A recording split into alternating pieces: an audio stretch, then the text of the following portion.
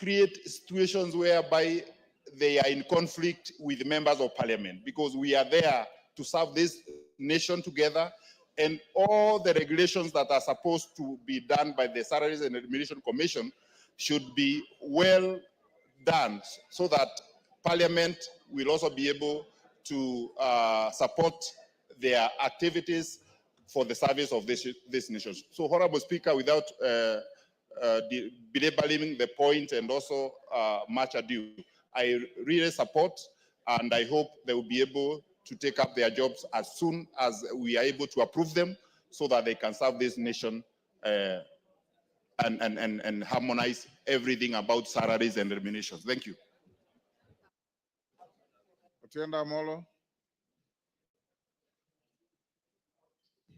Thank you, Mr. Speaker. Mr. Speaker, I support this special motion for a few reasons that I will state very briefly. First of all, it is well balanced in terms of gender, in terms of ethnicity, in terms of region. And that is one of the things we require in constitutional commissions.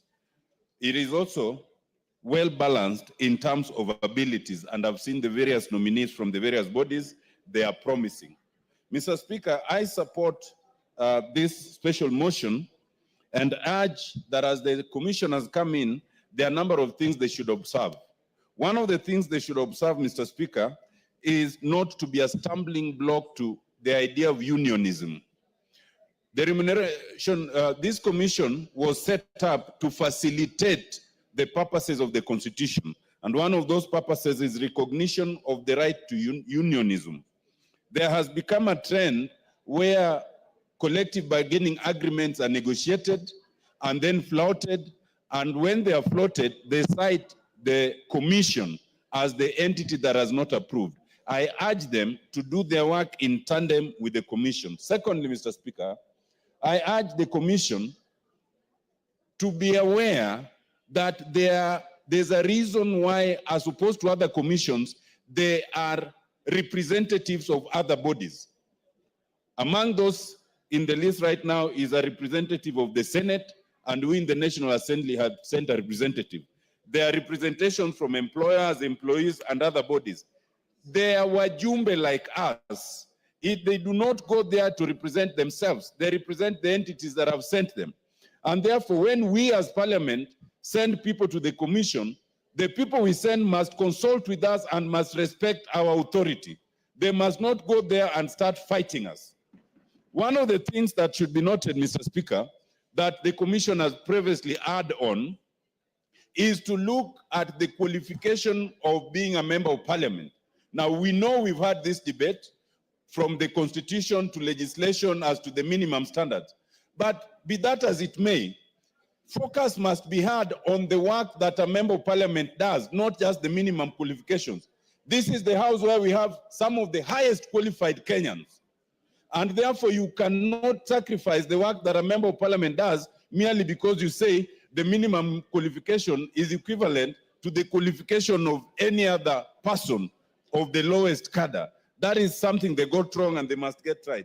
Mr. Speaker, I want to support them and give a warning bell, not just to the Commission, but to commissions generally. Commissions are supposed to be independent. They are supposed to assist the citizens. There's becoming a trend when commissions are ceding their independence. They are starting not to do the work that they were meant to do.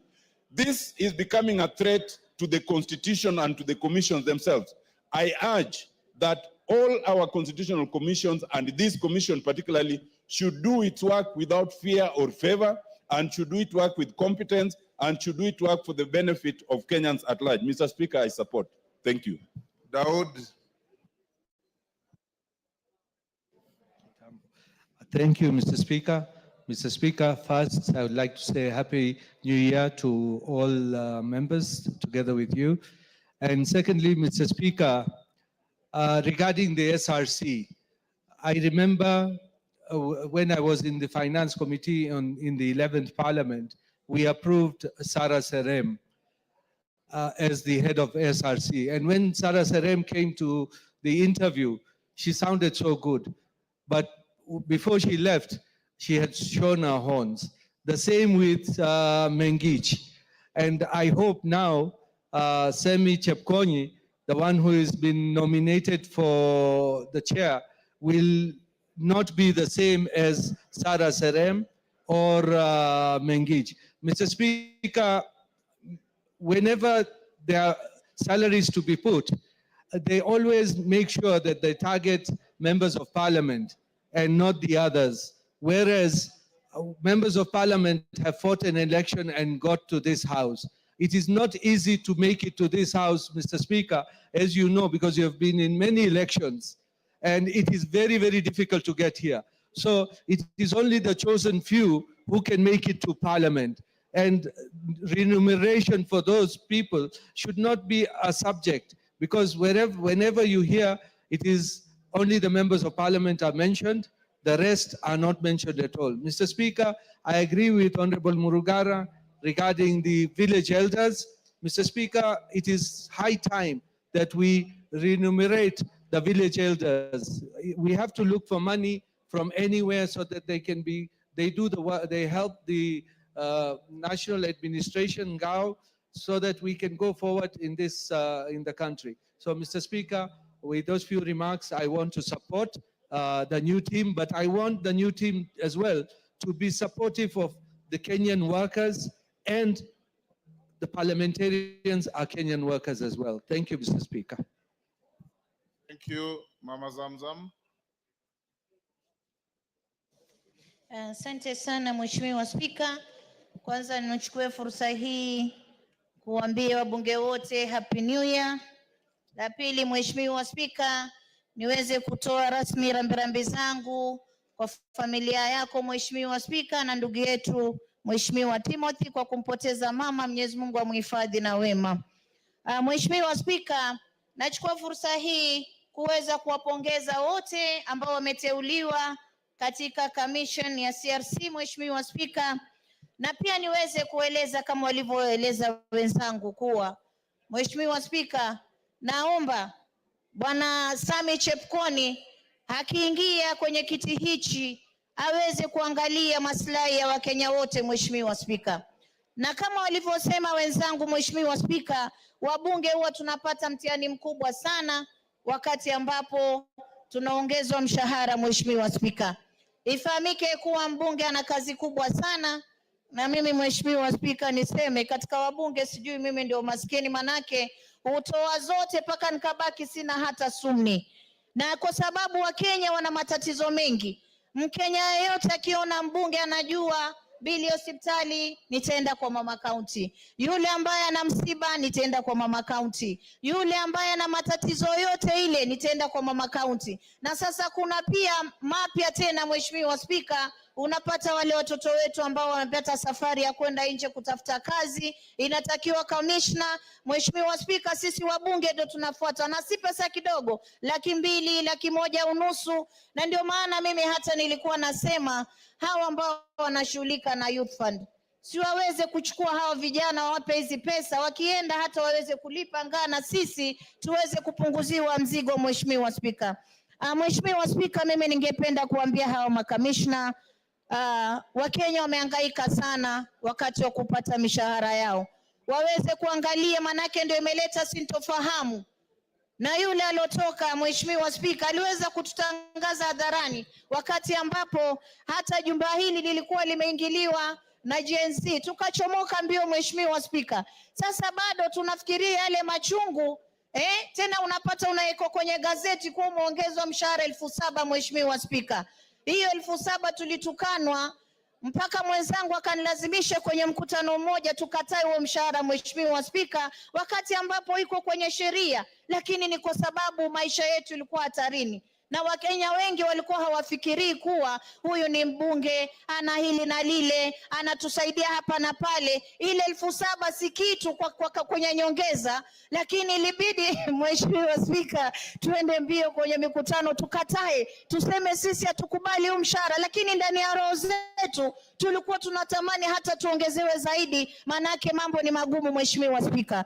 Mheshimiwa Spika, nikimalizia nataka kusema hivi, ndani ya bunge hili tuliweza kupitisha hawa wazee wa mitaa ambao wanafanya kazi kubwa sana kule mashinani. Hawa ndio polisi, hawa ndio majaji kule, hawa ndio wanajua nani amepotea, hawa wanajua mtoto wa nani amepotea, hawa wanajua nyumba gani watu wamepigana, twende tukasuluhishe. Mheshimiwa Spika, wazee wa mitaa wanafanya kazi ngumu sana hata kushinda sekta nyingine yoyote, Mheshimiwa Spika, na tulipitisha hapa kuwa waongezewe mshahara, lakini haijafanyika. Namuomba ndugu yetu Sami Chepkoni na timu yake waweze kufikiria wazee wa mitaa, waweze kupewa angaa hata kidogo, kama tulivyoona watu wa CHP wakipewa, Mheshimiwa Spika. Na Mheshimiwa Spika, mimi napenda kusema pia kuna wale retired councillors tulipitisha pia katika bunge hii hapo nyuma kuwa waweze kupata nao kidogo kiinua mgongo, lakini mpaka sasa wale councillors walioretire na kila siku wananipigia simu kulizungumzia hili, ilipita hapa bungeni lakini bado haijakuwa effected na mpaka sasa hakuna kitu wanapata. Mheshimiwa Spika, mwisho Mheshimiwa Spika, na waomba hawa waweze kushikana na Wakenya wote, wajue daktari, wajue mwalimu, wajue mbunge, wajue mfanyikazi yote yule wa serikali, kwa sababu maisha yamepanda sana. Kila bidhaa zikiongezeka utapata mshahara uko pale pale. Kwa hiyo wakiweza kuongezea mshahara, waangalie kutoka yule civil servant wa kule chini mpaka yule wa juu, wakipata kiinua mgongo kidogo itaweza kuwasaidia, Mheshimiwa Spika. Kwa hiyo mimi nawapongeza, nasema washike kazi, wafanye kazi, waweze kuinua Wakenya wote kwa pamoja bila mapendeleo, na wasipendelee wabunge, manake sisi ndio watu wachapwa fimbo sana. Ikiwa mshahara unaongezeka, watu wengine huwezi kuona umewekwa ama unajadiliwa kwenye magazeti, lakini mshahara wa mbunge tunachapwa fimbo na hata sijui huwa tumekosea kitu gani. Manake pia utapigwa fimbo na ukirudi nyumbani mtu ana matanga, utasikia mama county tuna msiba hapa.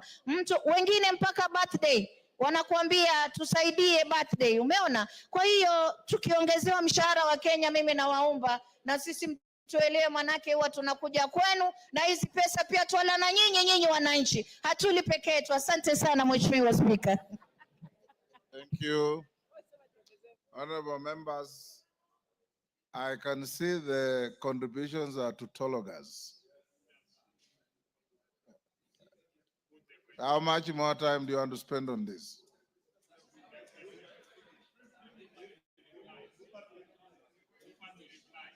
Okay, let me give one, then we get the mover to reply. Madenge.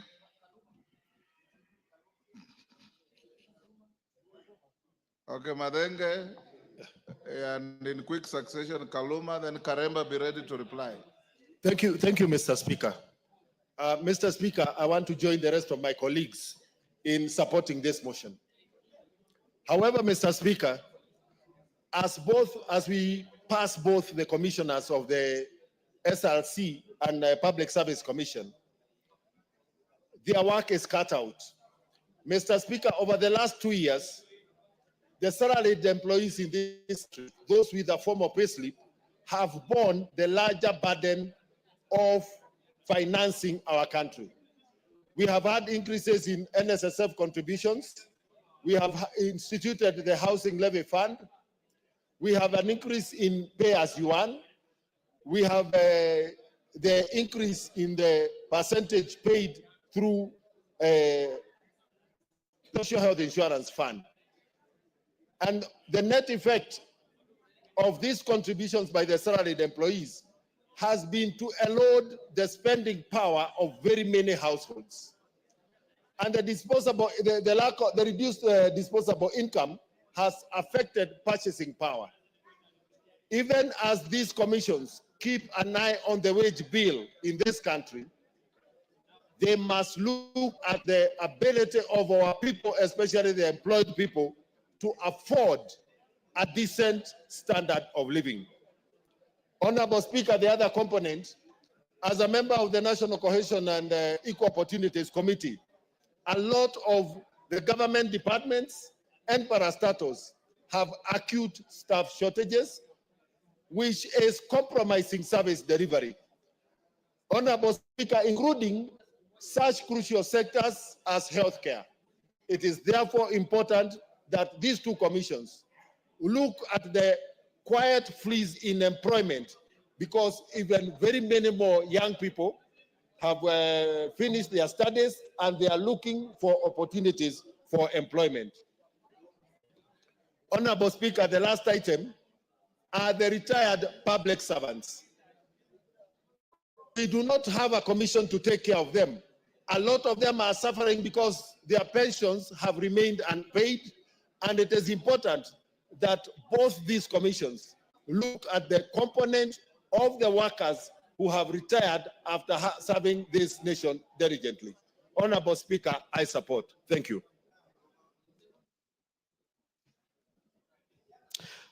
Thank you, Honorable Speaker. Honorable Speaker, I join my colleagues, members of Parliament, for in supporting the motion and therefore signifying my approval for the appointment upon Parliament deciding of these commissioners. But Honorable Speaker, I wanted to say that this commission, despite being a Chapter 15 commission like several others, I don't know what really happens in it. Honorable Speaker, I've been in this house since the 11th Parliament under the new constitution.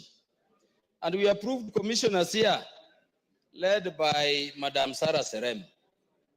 When they sat, they took their business as the business of dealing with this. After that, Honorable Speaker, we again approved the second SRC commission under this constitution. And Honorable Speaker, you remember the first commission had people like Olo Aringo, who started the Parliamentary Service Commission. Immediately went there, he forgot about the role of Parliamentary Service Commission and was leading SRC in encroaching into the mandate of the Parliamentary Service Commission. Honorable Speaker, the last commission, this one which is going out, which has just gone out, Dalmas Otieno Anyango, and Honorable Mbui and others will confirm to you how eloquent Dalmas used to be seated from where my brother is seated there, about the place of Parliament, how remuneration should be organized. He immediately went into that commission, hitting back at Parliament became his business. I wanted to say, Honorable Speaker, that I don't know whether it is the Salaries and Remuneration Commission which is cast or the people we send there.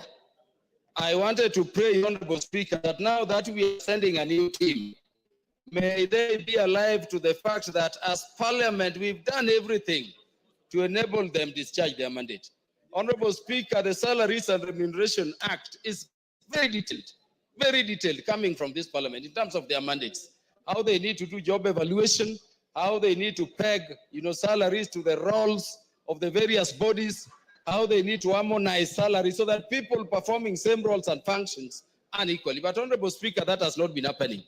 Honorable Speaker, I wanted to request these commissioners, if ultimately approved, that they avoid the jinx of the past, where the Salaries and Remuneration Commission has been encroaching into the mandate of the other commissions. Honorable Commission, for purposes of protecting Parliament, you have Parliamentary Service Commission. And the mandate of Parliamentary Service Commission to deal with matters, welfare and facilities for Parliament is constitutional. You still get the Salaries and Remuneration Commission issuing gazette notices prescribing, Honorable Speaker, even the amount of tea. If you remember the gazette notice for the 12th Parliament, even the number of cups of tea members of Parliament should be taking in a committee, not knowing some of us don't even take the number of cups of tea.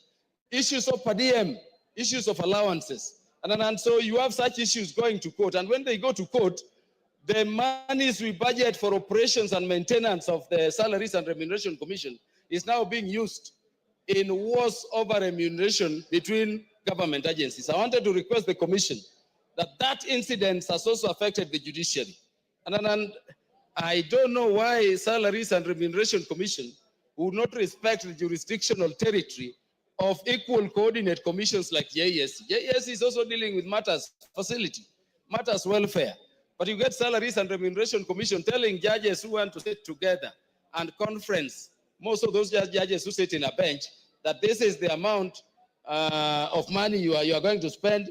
You cannot have per diem if you go conferencing, and that is delaying bench determination. The determination of those cases in which more than one judge have to sit somewhere, together and deal with them. You need a judge. You have a judge from Malindi, a judge from Busia. They are convening in Nairobi. A judge cannot travel because Salaries and Remuneration Commission, not knowing how the judiciary operates, is encroaching the mandate of JESC. I wanted to say, Honorable Speaker, that beyond the law, we have really facilitated this commission. This is a commission, Honorable Speaker, which people thought should be part-time. Because how long should it take a commission to determine and harmonize the pay for various state bodies? In spite of that thinking, as members of parliament, we said, Honorable Speaker, that this commission shall never be part-time because the remuneration levels of various, cadres of government and public servants need to be reviewed constantly. I wanted to say, Honorable Speaker, that we are supporting this commission. They'll continue to operate full-time. They will be restricted to their mandate, and we will support them with a budget as required by Article 249 of the Constitution so that they perform their role. But we need to urge the commission, unlike the other members before, to avoid this situation where there is to be litigation, there is to be hitting at parliament. Honorable Speaker, let me just ask the members, why, for instance, should the salary of a cabinet secretary be beyond the salary of a member of parliament? It is because when you look at the Constitution, Honorable Speaker, for the judiciary, there is a statement saying that the remuneration of a judge shall not be changed to their detriment. The remuneration of commissioners, Chapter 15 commissioners, cannot be changed to their detriment. We don't have similar provision for parliament. That should not allow SRC to make the remuneration of members of parliament or state officers serving in parliament something as a ping pong. Honorable Speaker, we are being embarrassed. Each time we have election, you return, there is a new remuneration. You sat in the 10th parliament, Honorable Speaker, and you remember the pay for a member of parliament was over 1 million, so about 1.2. And Honorable Speaker, it was not subject to any taxation. We come to the 11th parliament, it is 630. We come, Honorable Speaker, to the 12th parliament, it was moved, you remember, Honorable Speaker, to 510. And we had to go to court.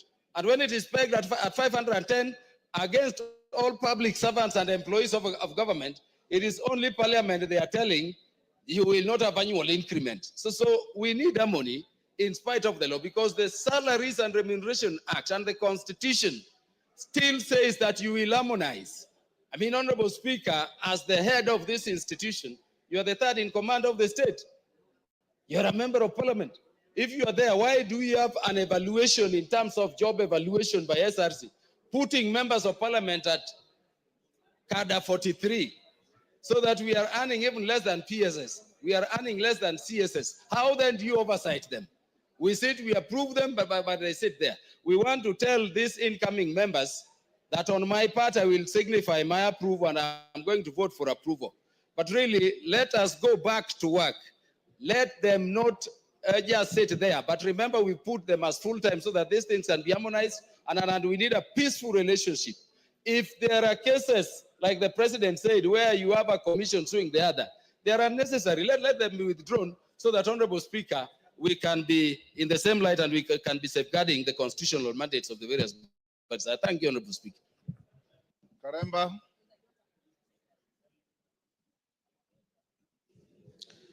Thank you, Honorable Speaker.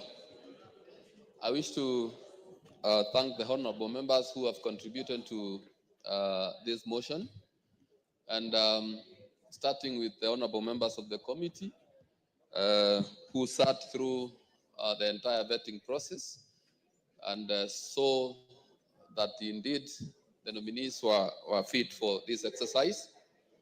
But the message is very clear, Honorable Speaker, to the incoming commissioners, that their job is very clear.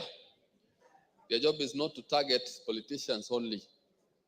There is an enormous responsibility ahead of them, that of checking the wage bill and focusing on the productivity in the entire public service, so that also we can have a country where even those who do not earn as much feel that indeed they are considered. Honorable Speaker, while I agree with the honorable members who share or rather who express how sometimes it is challenging when their constituents have to ask for this and that, from burials to birthdays and to weddings. I wish to state that, Honorable Speaker, I do not think that it is sustainable. Maybe this is a culture that we need to change in this country, because how much money is enough to give out to our constituents? It can never be enough. So if there is something that we need to change is the culture, so that also empower our people so that they can also get their income and be able to service themselves and even sort their own challenges, instead of thinking that perhaps it is us who have the responsibility of sorting out their problems. So going forward, maybe as leaders in this country, we need to invest more in growing our country, in growing our economy, so that our economy can serve all of us. So, Honorable Speaker, having said all that, I beg to reply. Thank you, Honorable Speaker. You can stand there. Order, honorable members on their feet. Take your seats. Take your seats.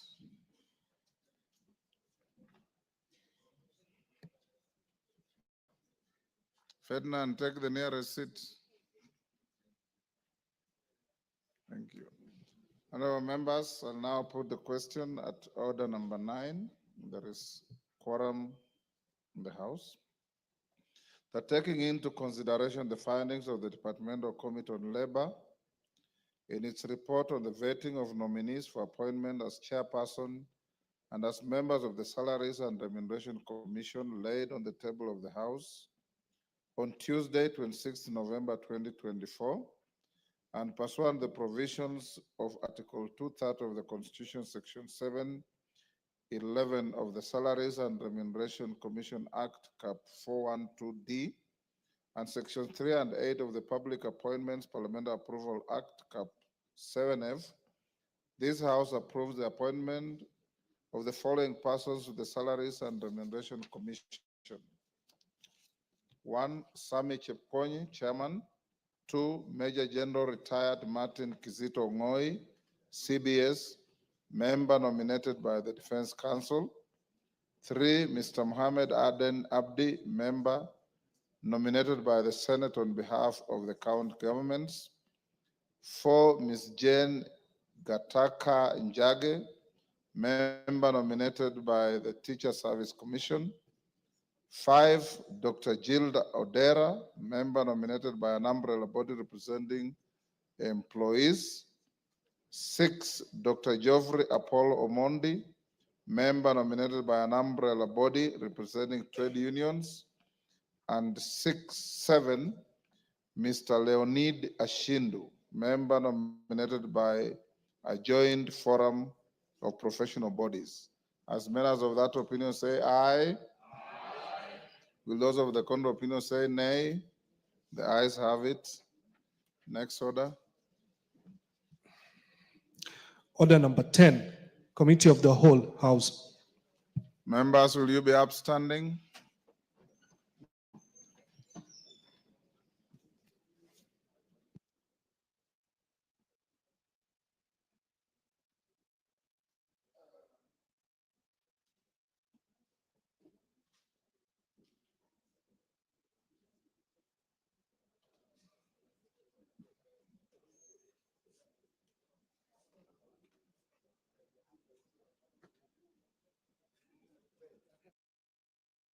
Niweke kadi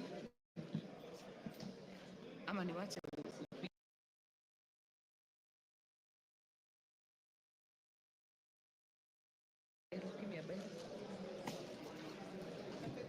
Umefika wapi? You will let them know. Unaanza wapi? Yes. We had reached clause 27, so we are resuming from 28. Then wait. Honorable members, we are now in the Committee of the Whole House for the Startup Bill, Senate Bill number 14 of 2022. We had done up to clause 27. We are resuming from clause 28. Clauses 28 and 29. No amendments. I propose the question that clauses 28 and 29 be part of the bill. I now put the question that clauses 28 and 29 be part of the bill. Will as many as are of that opinion say aye? Will as many as are of a contrary opinion say nay? The ayes have it. Clause 30. I propose the question that clause 30 be part of the bill. There is a proposed amendment by the chairperson Trade Committee. The Vice Chair, Honorable Marianne. Thank you, Madam Speaker. I propose that clause 30 be amended as it appears in the order paper, and the justification for it that is amended. The amendment is aimed to accommodate the aspects of intellectual property in the proposed new clause 30A. Honorable members, the consultations are too loud. Honorable Rahim, Honorable Karido, Honorable John Paul, kindly break the kamukunji. Those who are making their way out, kindly do so quietly. Honorable Kionjori, please break the kamukunji. Let us hear each other. Thank you.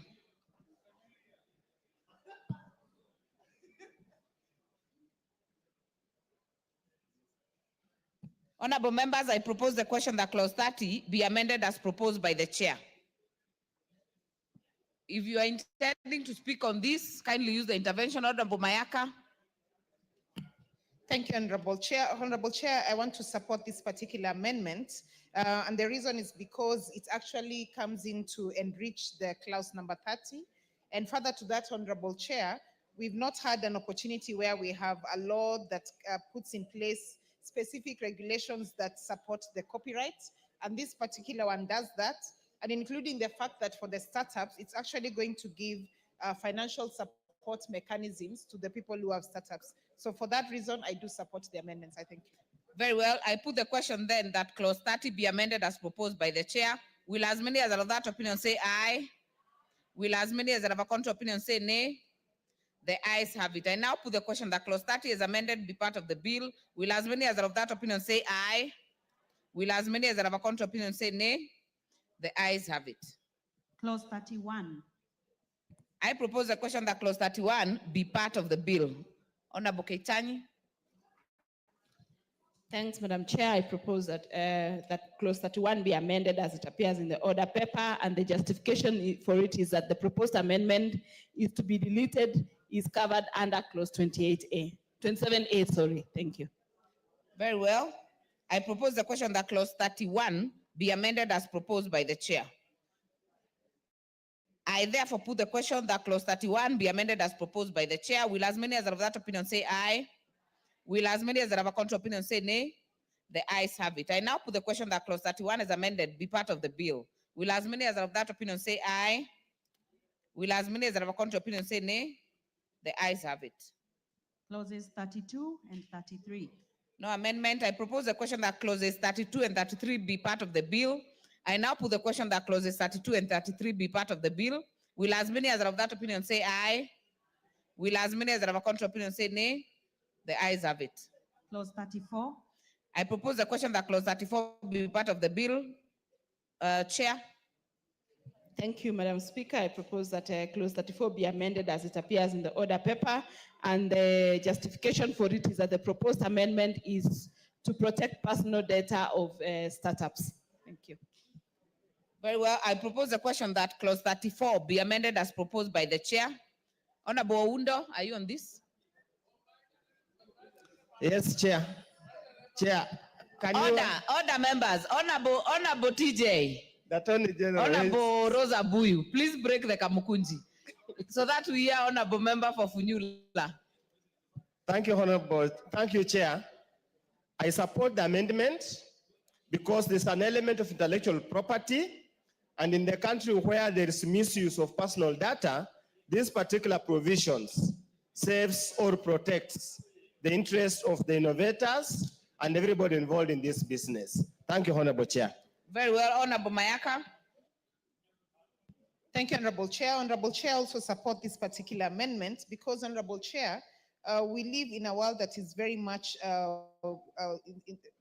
intervened by the social media and the misuse of data that belongs to people. And therefore, this particular law is actually helping us to ensure that this is in line with the Data Protection Act, which is something that we should actually encourage as a house to have all laws that deal with people's data, that deal with intellectual property, that deal with innovations, that they're actually also in accordance to the provisions of the Data Protection Act. I therefore support. I thank you. Member for Nandi.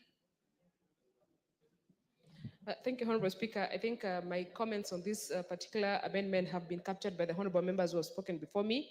Honorable Speaker, this is a very important part that caught my attention because the issue of data protection is very important, especially for these intellectual property matters that we have been having cases severally.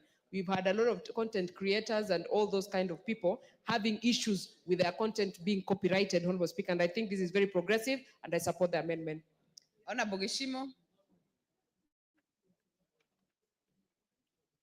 Honorable Member for Thika, you are out of order. Do not obstruct the chair. Thank you, Chair. As I support this, I abide myself with the sentiments that have been. Order, members. Member for Thika Town, Honorable Alice, you should not stand between the speaker or the chair with the member speaking. Honorable Geshimo, continue. I support and say for what the members have said. One of the reasons that I'm supporting is that the initial clause was purporting to amend another act, which is irregular. This provision just refers to the protection under the Data Protection Act, but you cannot seek in one act to amend another act. So that deletion was very important and to set the record straight and as per the law. Thank you. Very well. Honorable Elachi.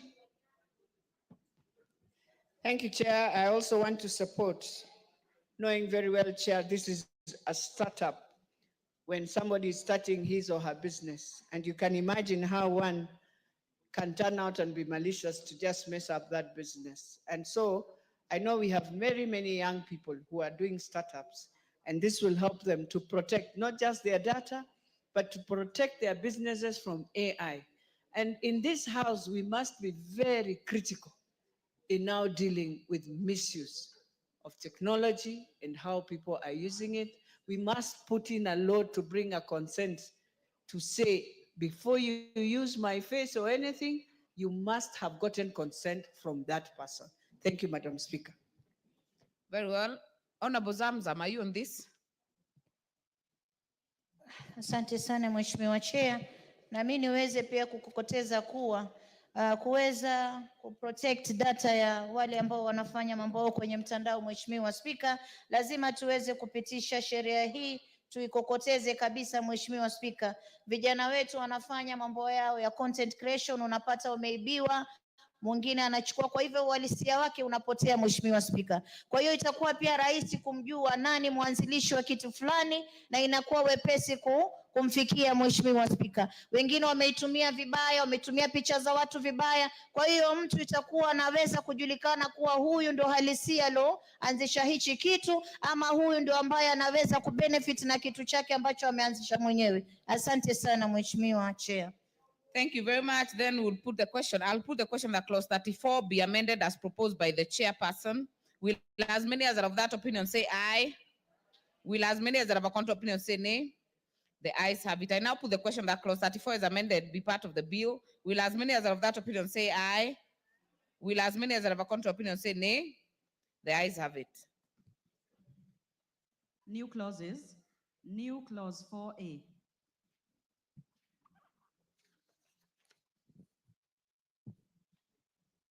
I propose the question that new clause 4A. Okay, before I go there, we will call the mover to move the second reading of the new clause. Honorable Keitani.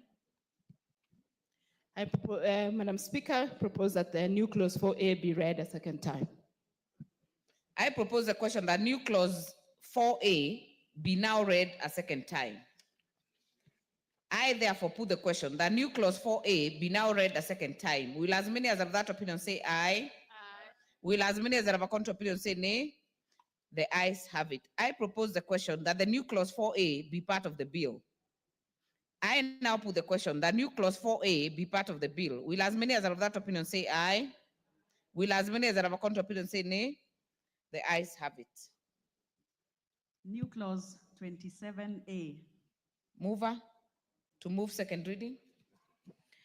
Thank you, Madam Speaker. I propose that new clause 27A be read a second time. Honorable Miriam, it's also good to explain what it is about. Take the moment to explain to members what it is about. Thank you. And this new clause seeks to amend or to outline the benefits to be given to incubators and accelerators as they do their business. Thank you. Very well. I therefore propose the question that new clause 27A be now read a second time. Honorable Elachi. Chair, this is one clause we need to support because of our young people. And Chair, there's a program that is coming up very soon, Nyota, for young people. And this is a program that supports incentives. And I want to tell young people, when this program comes, please apply. It will be online applied so that you get directly, without going through a group or anything, you get directly support, and it's a World Bank program. Please monitor it and make sure. So this is one thing that is very, very fantastic in this bill for our young people to start doing something. Thank you, Chair. Thank you, Honorable Mayaka. Thank you, Chair. Chair, I also want to support this particular amendment. And Chair, for example, part A of that amendment, where it talks about negotiations for tax concessions. Chair, let me give the House an example. If you speak to some of the young people who do photography, the amount of money that they spend on buying that particular equipment is equivalent to buying like a vehicle like a Vitz. So therefore, when they get tax concessions for this, it actually does give them a boost. And for us as a house, we really need to support this because as a country, the majority of people that we have in this country are young people, and we need to encourage them to have their own startups instead of waiting to be employed. So Honorable Chair, I do support these particular two amendments because they're really going to boost the startups. Thank you. Zamzam. Mheshimiwa Chair, na mimi niweze kuunga mkono.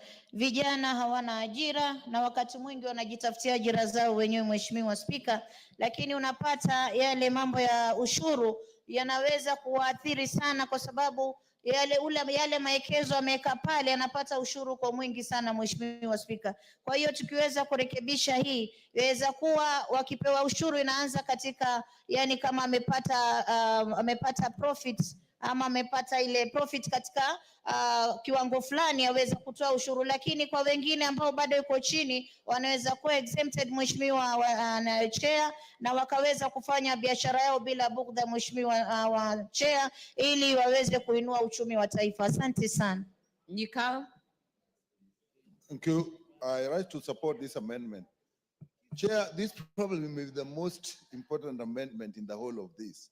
When you are having startups, and it means you are starting something new. And if you look at A, you may be using unique machinery that actually has not been in the tax schedule. So then you really need to negotiate that. And if you look at B, the whole idea of searching anything new is doing research. So it is that research grant, and this is a grant and not a loan. This is what will support. I support this amendment, Madam Speaker. I will therefore propose the question that new clause 27A be part of the bill.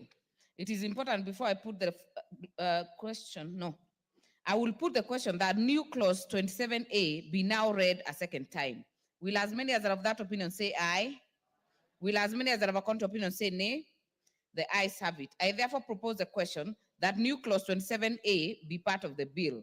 Before I put the global question, it's important to note that Honorable KJ had a proposed amendment, which has been dropped. He's not in the House.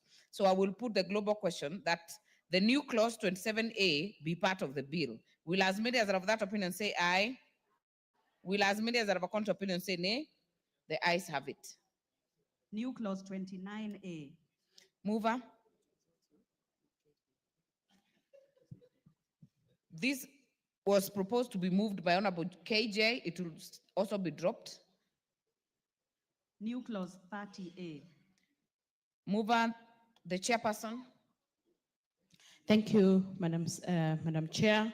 Propose that the new clause 30A be read a second time, and the justification for it is that this amendment aims to safeguard innovations and intellectual property rights of startups, because many of these startups don't get this kind of incentive, so this will help to protect their rights.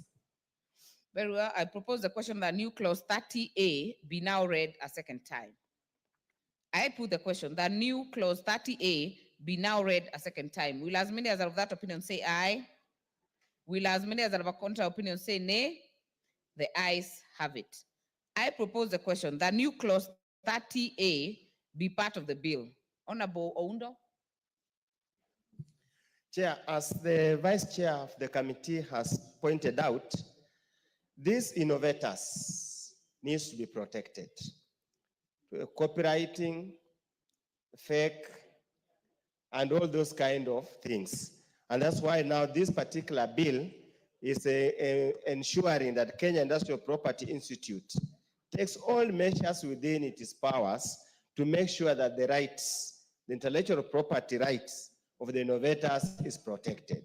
So this is now a challenge to the young people, even the old geezers like us who can innovate, that innovate as a startup, and therefore you will get protected by law. Thank you, Honorable Chair. Honorable Mayaka. Thank you, Honorable Chair. Chair, I do support this particular amendment. And Chair, I just want to remind the House about a particular issue that we did have between us and Japan when we were the attempt to have intellectual property on the Kyondo from Kenya. And I remember at that particular time, the issue that we had as a country, it was because they said of the novelty and us having being able to actually protect our intellectual property. And so, Honorable Chair, this is one of those things that is really going to help, especially people who come up with innovations, so that this is protected, and also including the intellectual property that is based on online. Honorable Speaker, another example I'll give is an example of like ChatGPT. You cannot, again, also as a person, even if you have the same intervention, be able to use the same name. And this is because the owners of that particular online platform were able to have intellectual property for this. So, Honorable Speaker, this is one particular clause that is very progressive and that is going to really be dynamic for the people who have startups, and to be able to have intellectual property being given the necessary support as per clause 34A part E, for them to be able to even register. And Honorable Chair, also, one other very important aspect of this particular clause is that in part B, it says that there's going to be training in intellectual property requirements. Because a lot of people have startups, they have this particular intellectual property, but they do not know the procedures and process of them being able to actually have legal setups for these particular ones. So, Honorable Chair, yes, I do support this particular clause. I thank you. Honorable Cynthia Muge. Thank you, Honorable Chair. Looking at the proposed introduction, Honorable Speaker, I must say that in a world where we are now getting to know the meaning of intellectual property, and it is becoming of interest to many people, I am particularly happy with this amendment, Honorable Speaker, at Part D, which is speaking about how to expedite intellectual property registration procedures. Honorable Speaker, the people who are going to use this platform majorly are young people, and there are people who have demonstrated in the past that they are a little bit impatient. The provision in the law, Honorable Speaker, that we are speaking to the issue of expedition of the property registration is very progressive for me, and I hope that it is going to aid the issues of intellectual property and trademarks, Honorable Speaker, for the young people who are willing to invest in this particular sector. So I support it in totality, Honorable Speaker. Thank you, Honorable Elachi. Chair, this is one clause that is going to also help the young people. You imagine now, a man I respect so much, Elon Musk, coming in with what he's coming in. And you can imagine at that time how we will be off fiber, we will be off on the satellite. If you don't have such a clause to ensure that you protect the copyrights, the trade secrets, and many other things, valuable assets for young people, we will have a big challenge of plagiarism from each other. So this we support because of the young people, Madam Speaker. Thank you. Honorable Zamzam. Na Mheshimiwa Chair, na mimi niweze kuunga marekebisho haya Mheshimiwa Chair, nikiweza kutia mfano kwa wale Wamasai ambao wamekuwa wakitengeza bidhaa zao halisia hapa Kenya, lakini unapata bidhaa zinanunuliwa na mataifa mengine, kisha wanakuja wanaweka ile label yao, wanaturegeshea hapa kwa bei ya juu sana, kama ambao hao ndo asilia waliotengeza Mheshimiwa Chair. Kwa hiyo tukipitisha hii clause itakuwa imesaidia wengi ambao wana uhalisia wa kutengeza vitu vyao ili waweze kupata pesa zao kama vile inavyotakikana Mheshimiwa Chair, na bila kuharibiwa. Yani wajua mtu anaanza na kuwa mbunifu ye mwenyewe, kisha yale ambayo ameyabuni mtu mwingine anakuja anayabeba kama yake. Mheshimiwa Chair, inakuwa wale ambao wanabuni huku katika Kenya wanakuwa wanadhalilishwa sana. Utapata hata kuna yule ambaye anajaribu kutoa mziki, utapata miziki ya mataifa mengine yamekuwa yamewekwa yale mambo ya copyright, lakini huku kwetu mtu ametoa mziki mzuri, lakini unachukuliwa na mtu mwingine kisha na umiliki kama ambao ni wake, wakati halisia aliotunga mwanzo alikuwa ni mwingine. Mheshimiwa Chair, kwa hiyo mimi naunga mkono tuweze kuwa protect katika hii clause. Asante sana. Finally on this, Honorable Geshimo. Honorable Chair, I support this amendment. Actually, this obligates the Kenya National, the agency, to make sure that all the startups have been taken through training so that they can be able to register their intellectual property with KIPI. And this will prevent them being taken advantage by the bigwigs. We remember the issue of the M-Pesa, where young people are taken advantage of by the main player, Safaricom. We also remember there are some young people during COVID who are doing bets that are usually done by multinationals, and they're also being taken advantage of. So this amendment will actually sort out those issues that actually they'll be able to obligate the agency to take them through training and also register them with KIPI for them to reap the intended benefits from their innovations. Thank you, Chair. Very well. Allow me to put the question that the new clause 30A be part of the bill. Will as many as are of that opinion say aye? Will as many as are of a contrary opinion say nay? The ayes have it. New part 5A comprising of new clauses 32A and 32B. Mover.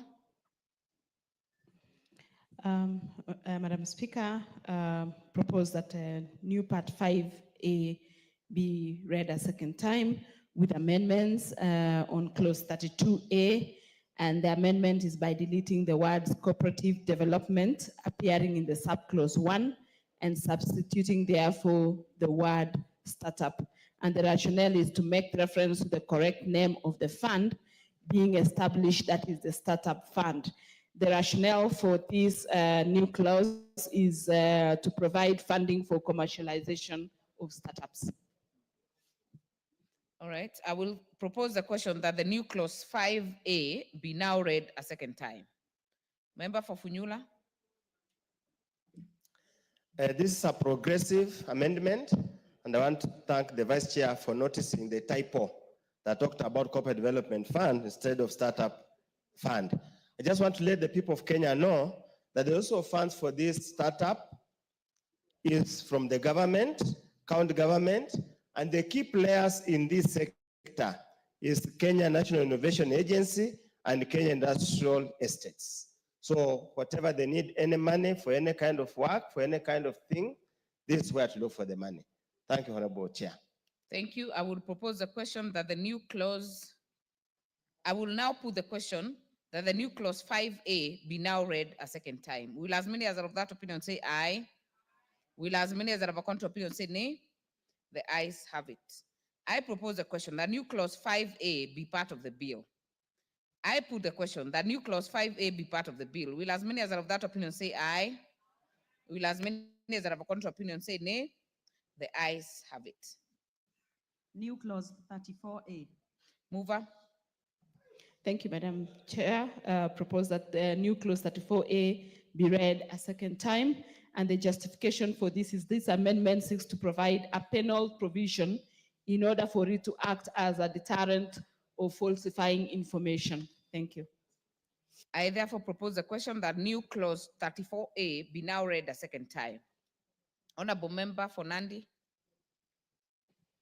Honorable Chair, if you look at clause 34A2, it has a very good provision, Honorable Chair, that does not talk about only the penalty, but it also says that in addition to any penalty referred to in the subsection 1, the court may order or prohibit the doing of any act to stop a continuing contravention. Honorable Chair, you have noted, when things go to the court, people sometimes continue to earn or continue to benefit from the wrongs that they have done as the wheels of justice take time. So, Honorable Speaker, the subset 34A2 is a very progressive provision that it will be able to help in prohibition of or any continuing contravention of the same. So I support this amendment, Honorable Chair.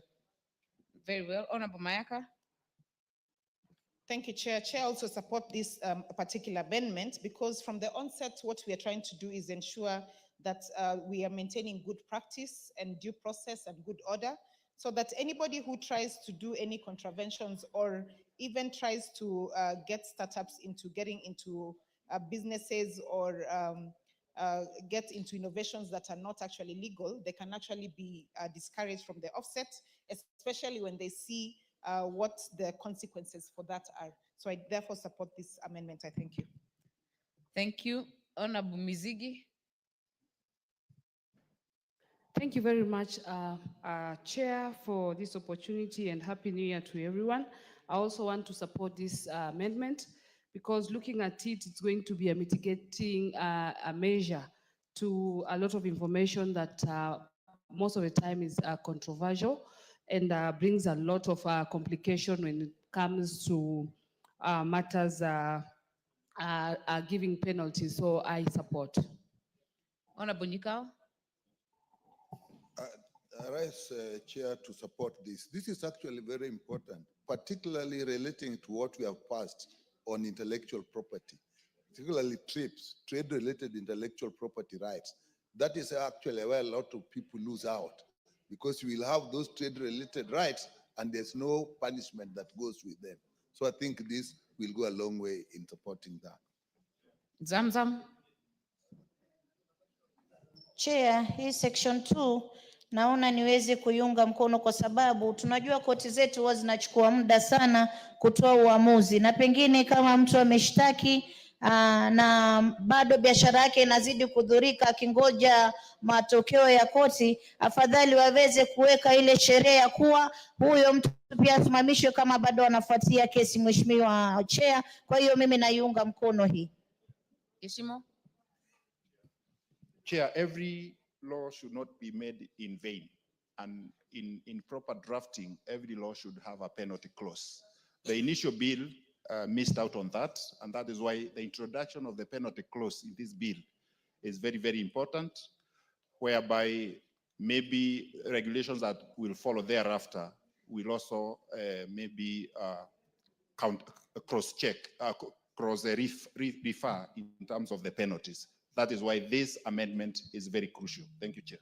Thank you. I therefore put the question that new clause 34A be now read a second time. Will as many as are of that opinion say aye? Will as many as are of a contrary opinion say nay? The ayes have it. I propose the question that the new clause 34A be part of the bill. I put the question that new clause 34A be part of the bill. Will as many as are of that opinion say aye?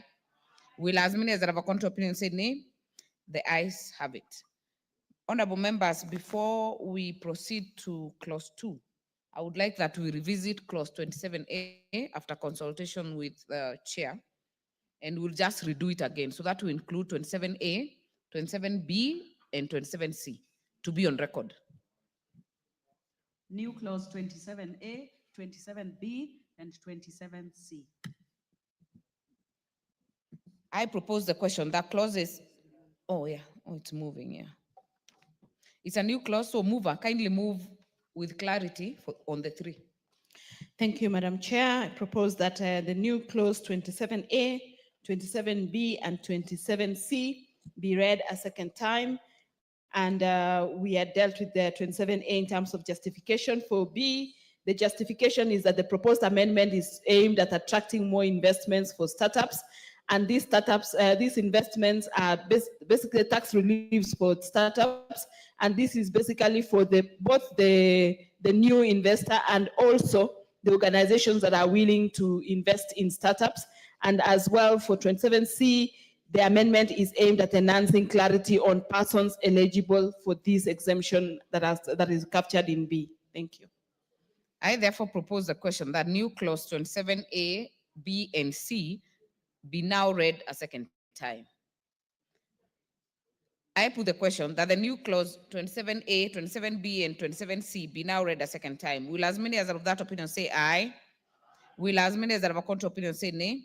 The ayes have it. I propose the question that new clause 27A, 27B, and 27C be part of the bill. I now put the question that clauses 27A, 27B, and 27C be part of the bill. Will as many as are of that opinion say aye? Will as many as are of a contrary opinion say nay? The ayes have it. Clause 2. Mover? No. I propose the question that clause 2 be part of the bill. Vice Chair? Thank you, Madam Chair. I propose that clause 2 be amended as it appears in the order paper. And the justification for that is that the new definitions provide the meaning for various terms that are going to be used in the bill.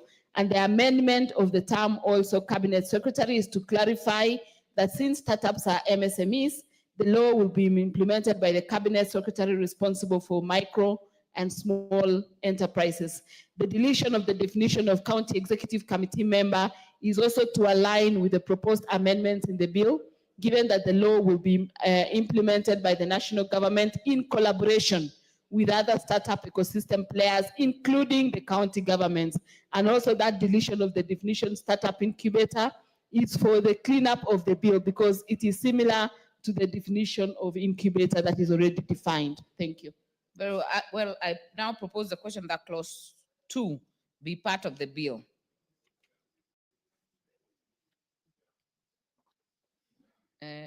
Honorable Gishimo?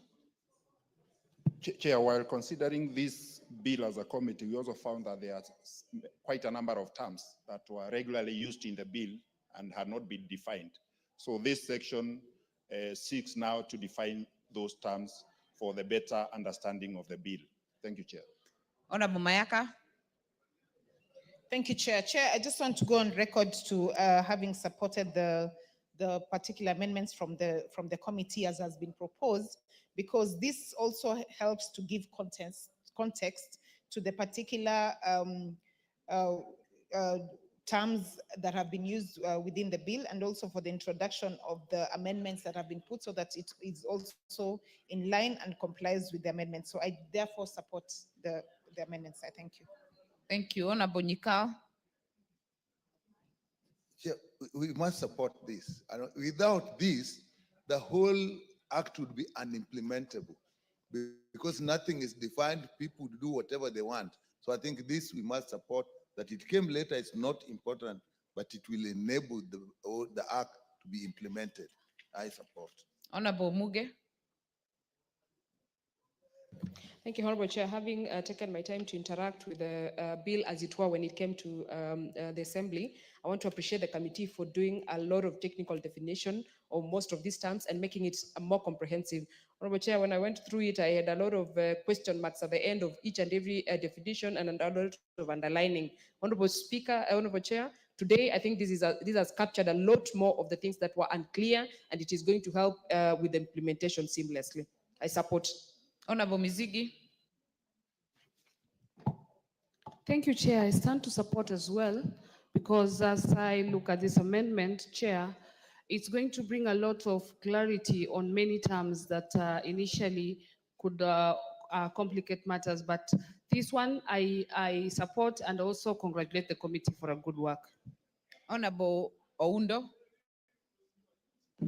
Thank you, Chair. I just want to bring to the attention of the country that you see probably there could be misconception on the understanding of the term startup. Under clause 2, it's clearly defined, and allow me, Chair, to read for those who are listening and who are watching all over the country. The startup means a registered enterprise, legally recognized under the laws of Kenya, which has been in existence for a period of not more than 10 years.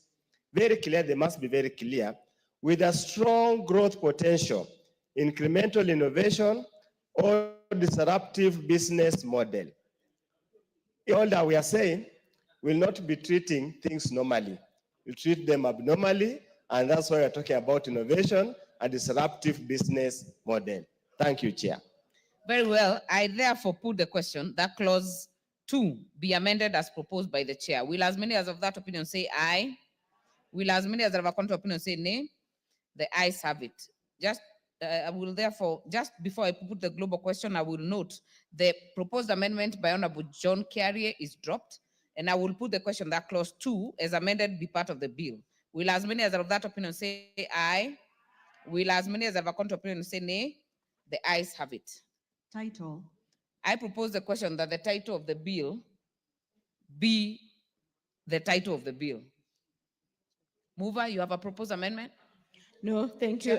Just to propose, Chair, that the title of the bill be as proposed as it is in the order paper, and this is to widen the scope of the application of the Act. I therefore propose the question that the title be amended as proposed by the chair. I will put the question that the title be amended as proposed by the chair. Will as many as are of that opinion say aye? Will as many as are of a contrary opinion say nay? The ayes have it.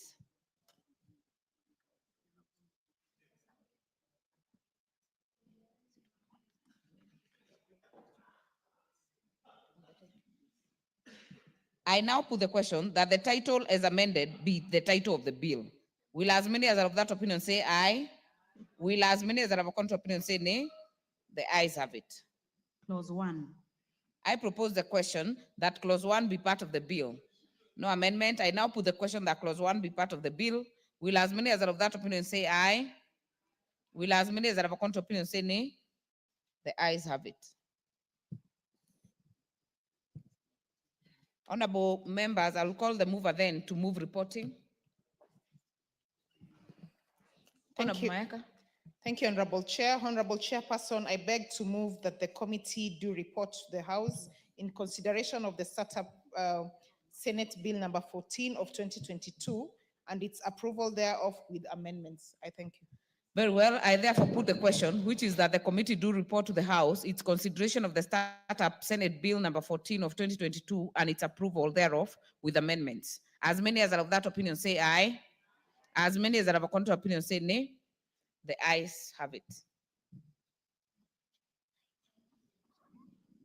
Honorable members, we shall proceed to the next bill. Still on Committee of the Whole, the Persons with Disabilities Bill, Senate Bill number 7 of 2023.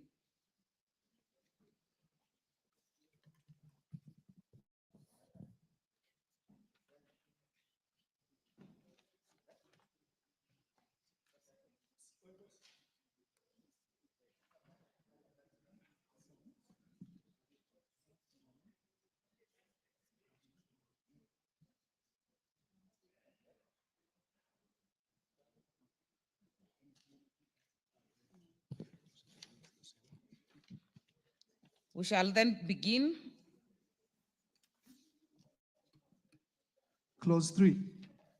I propose the question that clause 3 be part of the bill. No amendment. I will put the question that clause 3 be part of the bill. Will as many as are of that opinion say aye? Will as many as are of a contrary opinion say nay? The ayes have it.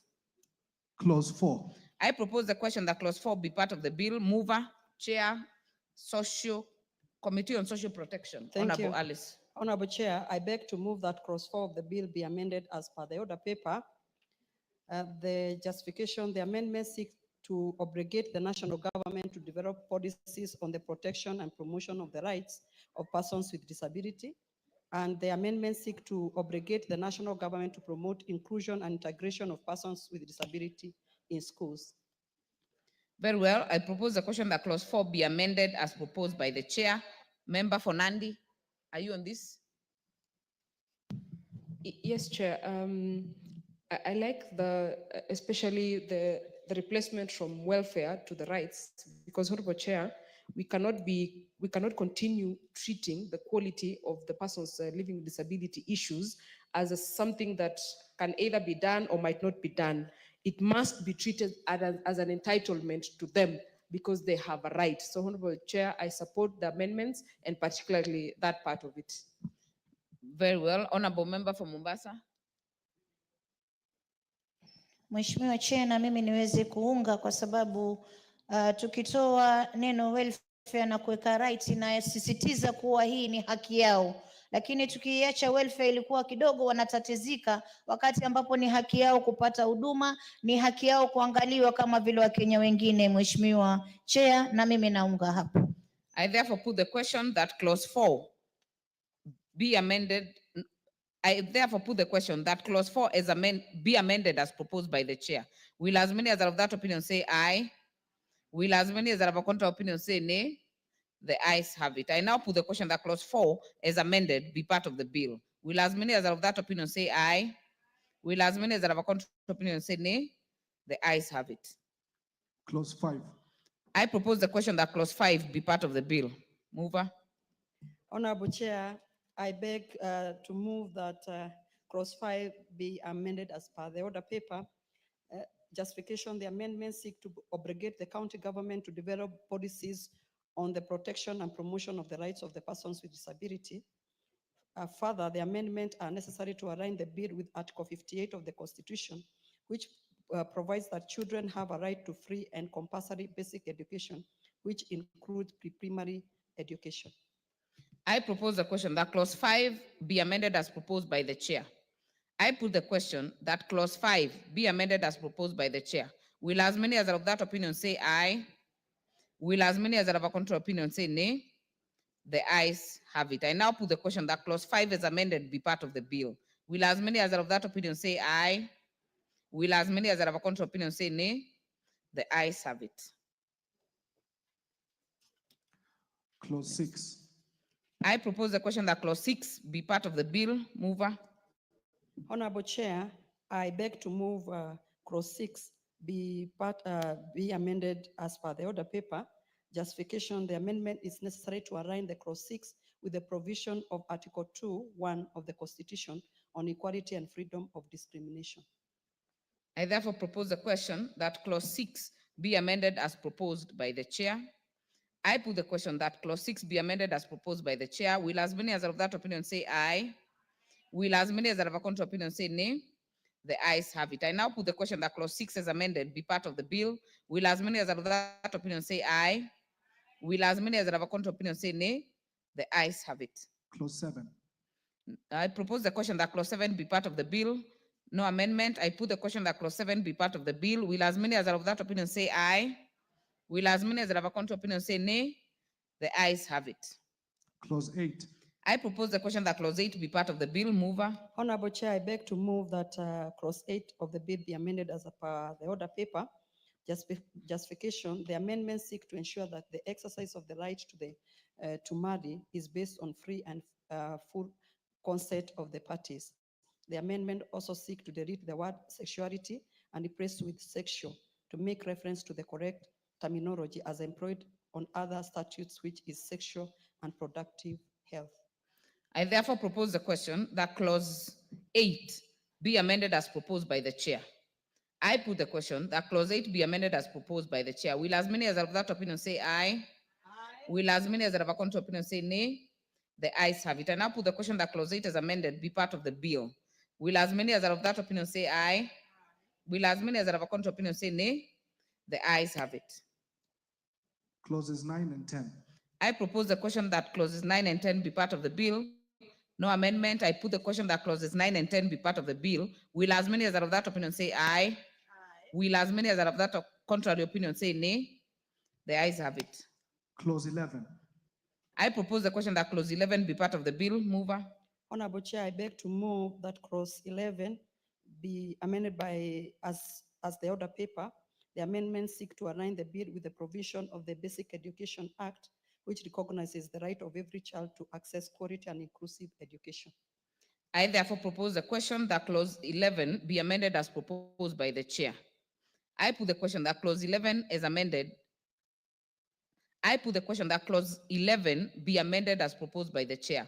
Will as many as of that opinion say aye? Will as many as are of a contrary opinion say nay? The ayes have it. I therefore put the question that clause 11 as amended be part of the bill. And before I put the global question, it's important to note that there was a proposed amendment by Honorable Member for Madare, which will be dropped since he's not in the House to prosecute. I will therefore put the question that clause 11 as amended be part of the bill. Will as many as of that opinion say aye? Will as many as of that contrary opinion say nay? The ayes have it. Clauses 12, 13, 14, 15, 16, 17, 18, and 19. I propose the question that clauses 12, 13, 14, 15, 16, 17, 18, and 19 be part of the bill. I put the question that clauses 12, 13, 14, 15, 16, 17, and 18 and 19 be part of the bill. Will as many as are of that opinion say aye? Will as many as are of a contrary opinion say nay? The ayes have it. Clause 20. There was a proposed amendment by member for Madare. It is dropped. I propose a question that clause 20 be part of the bill. Chair. Honorable Chair, I beg to move that clause 20 of the bill be amended as per the order paper. The justification, the amendments seek to make reference to the correct terminology, which is adaptive technologies. This shall ensure that the council in consultation with relevant government establishment shall guarantee that running institutions provide individualized support measures, appropriate equipment, assistive devices, adaptive technology that maximizes academic and social development, consistent with the goal of full inclusion of adults with disability. I therefore propose the question that clause 20 be amended as proposed by the chair. Member for Nandi. Honorable Chair, I have nothing useful to add to this amendment, but I want to thank the committee for saving this Honorable House the embarrassment of having the wrong terminology, Honorable Chair, while it is actually sort of straightforward, but I thank the committee for noting that. Thank you, Honorable Chair. I support. Honorable Elachi. Thank you, Chair. Chair, this is one amendment that I'm hoping even as we do NCGDF, we can now see how to support. Because you find that many of our children who are in school at the moment, and especially when they are doing their exams, let me just give an example of the blind. You find it is so difficult to just have the devices that are needed for them to have this, to be doing their exams, even just their photocopier. So I'm hoping even as we do it here, it will relate, and at one point we can support using to buy now these equipments, Madam Speaker. So I really support this. Member for Mombasa. Mheshimiwa Chair, matamshi yakihitilafiana kidogo yaweza kubadilisha mwongozo wa jambo fulani, Mheshimiwa Chair. Kwa hiyo mimi nawapongeza kamati kwa kuweza kulichunguza hilo na kulitambua, kwa sababu ilikuwa inatoa mwelekeo tofauti katika masuala ya walemavu. Kwa hiyo mimi nawapongeza na naweza kuunga mkono. Asante sana. Allow me to put the question that clause 20 be amended as proposed by the chair. Will as many as are of that opinion say aye? Will as many as are of a contrary opinion say nay? The ayes have it. I put the question that clause 20 as amended be part of the bill. Will as many as are of that opinion say aye? Will as many as are of a contrary opinion say nay? The ayes have it. Clause 21. I propose the question that clause 21 be part of the bill. Honorable Chair, I beg to move that clause 21 of the bill be amended as per the order paper. Justification being that the amendments seek to ensure that undue burden is not placed on employees with few staff. In this regard, the requirement that compels employers to reserve at least 5% direct employment opportunities for persons with disability to ensure employment shall only apply to all employer who has at least 20 employees. Thank you, Honorable Chair. I therefore propose the question that clause 21 be amended as proposed by the chair. Honorable Mayaka.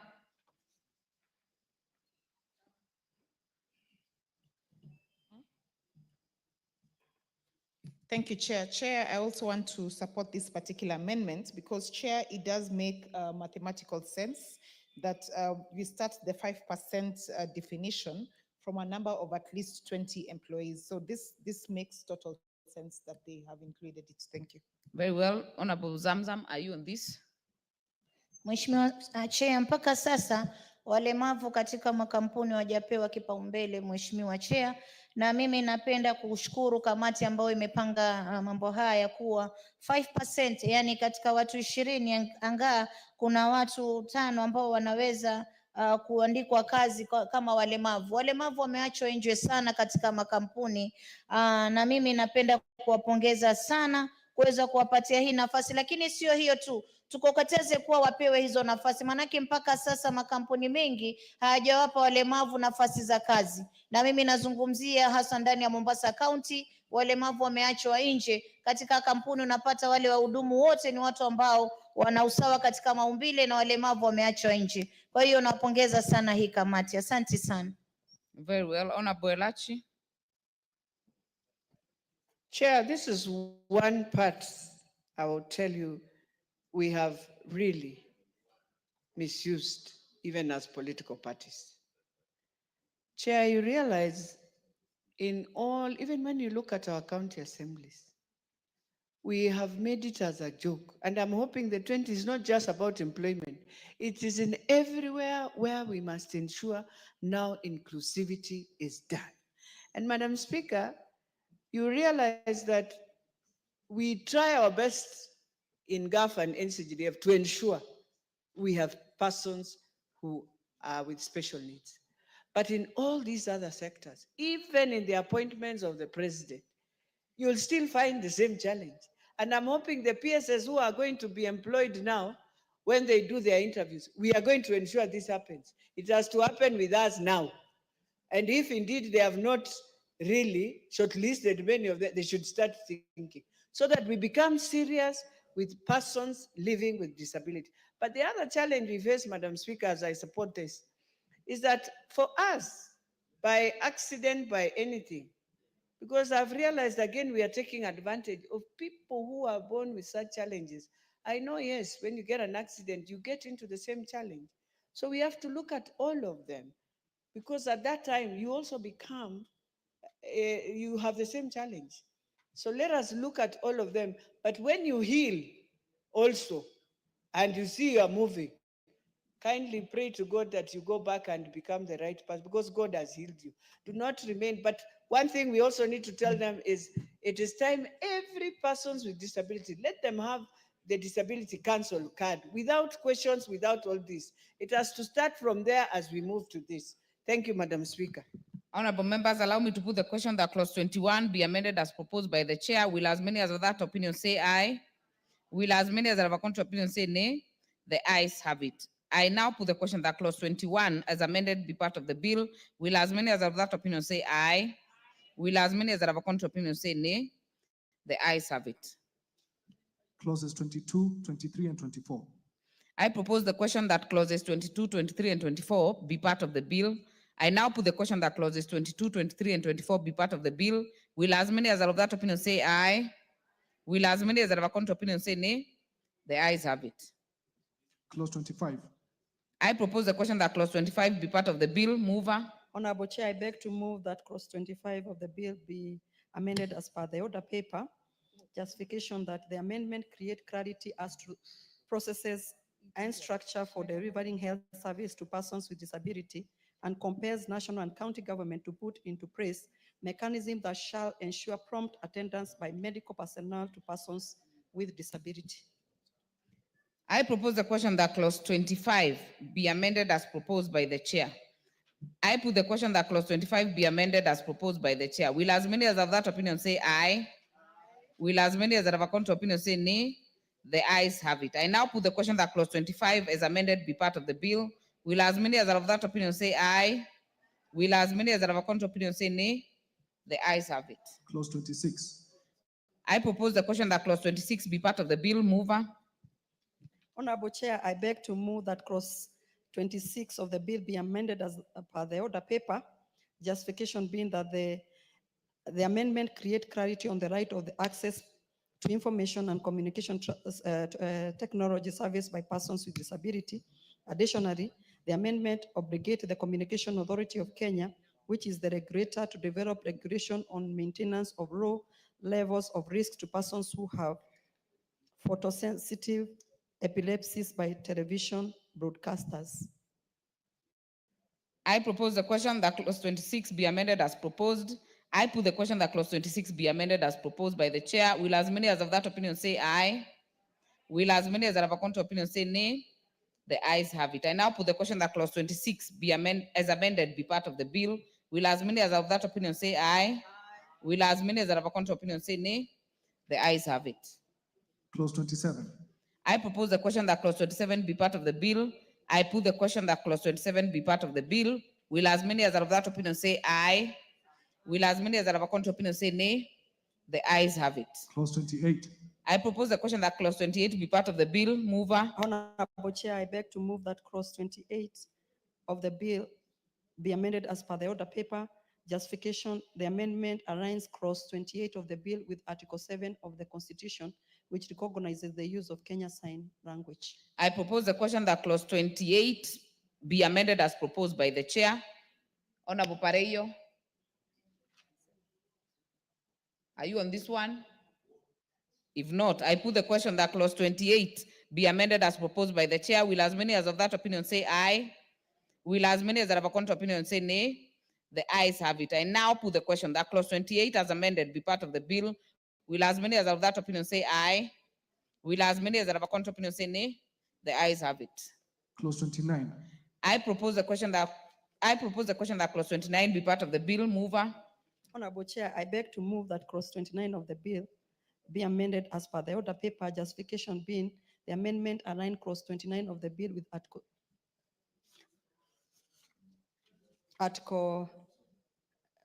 the amendment align clause 29 of the bill with Article 7 of the Constitution, which recognizes the use of the Kenya Sign Language.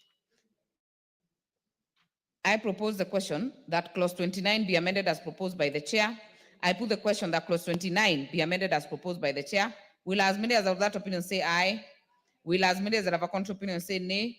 The ayes have it. I put the question that clause 29 as amended be part of the bill. Will as many as of that opinion say aye? Will as many as that have a contrary opinion say nay? The ayes have it. Clauses 30, 31, 32, 33, 34, 35, 36, 37, 38, 39, 40, 41, 42, 43, and 44. I propose the question that clauses 30, 31, 32, 33, 34, 35, 36, 37, 38, 39, 40, 41, 42, 43, and 44 be part of the bill.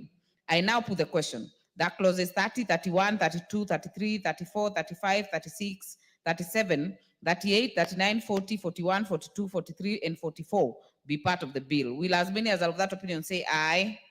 Will as many as are of a contrary opinion say nay? The ayes have it. Clause 45.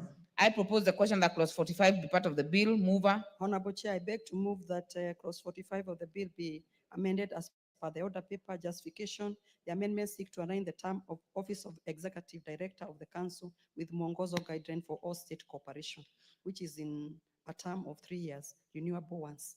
Thank you. I propose the question that clause 45 be amended as proposed by the chair. I put the question that clause 45 be amended as proposed by the chair. Will as many as of that opinion say aye? Will as many as have a contrary opinion say nay? The ayes have it. I now put the question that for clause 45 as amended be part of the bill. Will as many as of that opinion say aye? Will as many as have a contrary opinion say nay? The ayes have it. Clauses 46, 47, 48, and 49. I propose the question that clauses 46, 47, 48, and 49 be part of the bill. I put the question that clauses 46, 47, 48, and 49 be part of the bill. Will as many as of that opinion say aye? Will as many as have a contrary opinion say nay? The ayes have it. Clause 50. I propose the question that clause 50 be part of the bill. Honorable Chair, I beg to move that clause 50 of the bill be amended as per the order paper. The justification, The bill is as it is provided that the council may conduct an inquiry or sectoral investigation where it considered it necessary or desirable for the purpose of carrying out its function upon receiving a direction by the cabinet secretary in writing or at the request of a regulatory body. I propose the question that clause 50 be amended as proposed by the chair. I put the question that clause 50 be amended as proposed by the chair. Will as many as that opinion say aye? Will as many as that have a contrary opinion say nay? The ayes have it. I now put the question that clause 50 as amended be part of the bill. Will as many as that have that opinion say aye? Will as many as that have a contrary opinion say nay? The ayes have it. Clauses 51, 52, 53, 54, and 55. I propose the question that clauses 51, 52, 53, 54, and 55 be part of the bill. I now put the question that clauses 51, 52, 53, 54, and 55 be part of the bill. Will as many as have that opinion say aye? Will as many as have a contrary opinion say nay? The ayes have it. Clause 56. I propose the question that clause 56 be part of the bill. Mover. Honorable Chair, I beg to move that clause 56 of the bill be amended as per the order paper. Justification clause 56 provide for exemption from income tax and provision of social assistance to parents or guardian of children with severe disability to allow flexibility and variation for increase of the amount such as such parents or guardian may be entitled. The clause also should not specify the amount. I propose the question that clause 56 be amended as proposed by the chair. I put the question that clause 56 be amended as proposed by the chair. Will as many as have that opinion say aye? Will as many as have a contrary opinion say nay? The ayes have it. I now put the question that clause 56 as amended be part of the bill. Will as many as have that opinion say aye? Will as many as have a contrary opinion say nay? The ayes have it. Clauses 57, 58, 59, 60, and 61. I propose the question that clauses 57, 58, 59, 60, and 61 be part of the bill. I now put the question that clauses 57, 58, 59, 60, and 61 be part of the bill. Will as many as have that opinion say aye? Will as many as have a contrary opinion say nay? The ayes have it. Clause 62. I propose the question that clause 62 be part of the bill. Mover. Honorable Chair, I beg to move that clause 68 of the bill be amended as per the order paper. You've said clause 62. Yeah. Justification, the proposed amendment seek to enhance the penalty of the offense against abuse of persons with disability. I propose the question that clause 62 be amended as proposed by the chair. I put the question that clause 62 be amended as proposed by the chair. Will as many as have that opinion say aye? Will as many as have a contrary opinion say nay? The ayes have it. I now put the question that clause 62 is amended be part of the bill. Will as many as have that opinion say aye? Will as many as have a contrary opinion say nay? The ayes have it. Clause 63. I propose the question that clause 63 be part of the bill. Mover. Honorable Chair, I beg to move that clause 63 of the bill be amended as per the order paper. Justification, the proposed amendment seek to create a penalty of the offense against concealment of a persons with disability. I propose the question that clause 63 be amended as proposed by the chair. I put the question that clause 63 be amended as proposed by the chair. Will as many as have that opinion say aye? Will as many as have a contrary opinion say nay? The ayes have it. I now put the question that clause 63 is amended be part of the bill. Will as many as have that opinion say aye? Will as many as have a contrary opinion say nay? The ayes have it. Clause 64. I propose the question that clause 64 be part of the bill. I now put the question that clause 64 be part of the bill. Will as many as have that opinion say aye? Will as many as have a contrary opinion say nay? The ayes have it. Clause 65. I propose the question that clause 65 be part of the bill. Mover. Honorable Chair, I beg to move that clause 65 of the bill be amended by, as per the order paper. Justification, the proposed amendment seek to enhance the penalty of the offense against denial of food and fluids of persons with disability. I propose the question that clause 65 be amended as proposed by the chair. I put the question that clause 65 be amended as proposed by the chair. Will as many as have that opinion say aye? Will as many as have a contrary opinion say nay? The ayes have it. I now put the question that clause 65 as amended be part of the bill. Will as many as have that opinion say aye? Will as many as have a contrary opinion say nay? The ayes have it. Clause 66. I propose the question that clause 66 be part of the bill. Mover. Honorable Chair, I beg to move that clause 66 be amended as per the order paper. Justification, the proposed amendments seek to enhance the penalty of the offense against degrading treatment of persons with disability. I propose the question that clause 66 be amended as proposed by the chair. I put the question that clause 66 be amended as proposed by the chair. Will as many as are of that opinion say aye? Will as many as are of a contrary opinion say nay? The ayes have it. I now put the question that clause 66 as amended be part of the bill. Will as many as are of that opinion say aye? Will as many as are of a contrary opinion say nay? The ayes have it. Clause 67, 68, 69, 70, and 71. I propose the question that clauses 67, 68, 69, 70, and 71 be part of the bill. I now put the question that clauses 67, 68, 69, 70, and 71 be part of the bill. Will as many as are of that opinion say aye? Will as many as are of a contrary opinion say nay? The ayes have it. Clause 72. I propose the question that clause 72 be part of the bill. Mover. Honorable Chair, I beg to move that clause 72 of the bill be amended as per the order paper. Justification, the proposed amendments seek to ensure access by persons with disability of public transport by obligating the national and county government to make public roads and highways under their respective mandates accessible to persons with disability, ensuring that bus stops and barrier frees. I propose the question that clause 72 be amended as proposed by the chair. I put the question that clause 72 be amended as proposed by the chair. Will as many as are of that opinion say aye?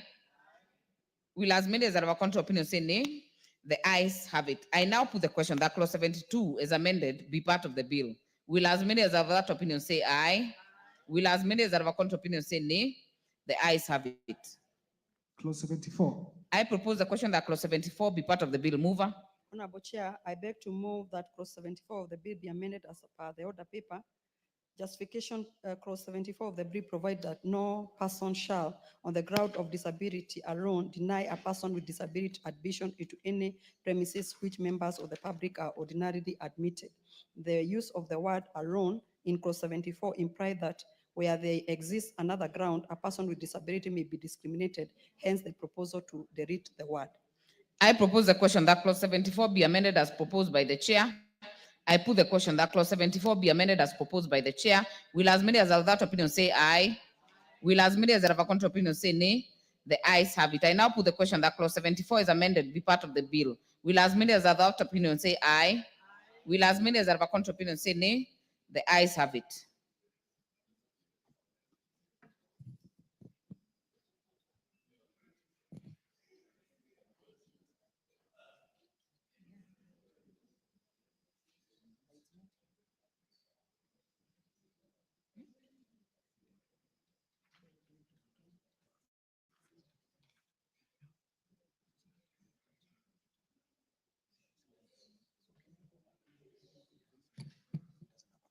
Honorable members, before we go to the next one, allow me to go back to clause 73. It has no amendment. I will propose a question that clause 73 be part of the bill. I now put the question that clause 73 be part of the bill. Will as many as have that opinion say aye? Will as many as have a contrary opinion say nay? The ayes have it. Clause 75, 76, 77, 78, 79, 80, 81, 82, 83, 84, 85, and 86. I propose the question that clauses 75, 76, 77, 78, 79, 80, 81, 82, 83, 84, 85, and 86 be part of the bill. I now put the question that clauses 75, 76, 77, 78, 79, 80, 81, 82, 83, 84, 85, and 86 be part of the bill. Will as many as are of that opinion say aye? Will as many as are of a contrary opinion say nay? The ayes have it. New clause 36A. Mover. Honorable Chair, I beg to move that new clause 36A be read a second time as per the order paper. I therefore propose the question that new clause 36A be now read a second time. I put the question that new clause 36A be now read a second time. Will as many as are of that opinion say aye? Will as many as are of a contrary opinion say nay? The ayes have it. I propose the question that new clause 36A be part of the bill. I now put the question that new clause 36A be part of the bill. Will as many as are of that opinion say aye? Will as many as are of a contrary opinion say nay? The ayes have it. New clause 66A. Mover. Honorable Chair, I beg to move that new clause 66A be read a second time. I as propose per the question that new clause 66A be now read a second time. I put the question that new clause 66A be now read a second time. Will as many as are of that opinion say aye? Will as many as that have a contrary opinion say nay? The ayes have it. I propose the question that new clause 66A be part of the bill. I put the question that new clause 66A be part of the bill. Will as many as are of that opinion, hold on.